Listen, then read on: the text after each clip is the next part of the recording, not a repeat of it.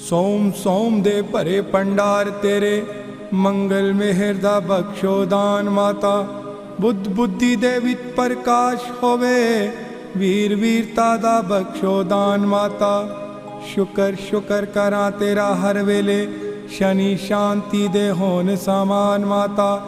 ਐਤਵਾਰ ਵਿਸ਼ਵਾਸ ਯਕੀਨ ਹੋਵੇ, ਪੂਰਨ ਕਰ ਦੋ ਸਾਰੇ ਕਾਜ ਮਾਤਾ।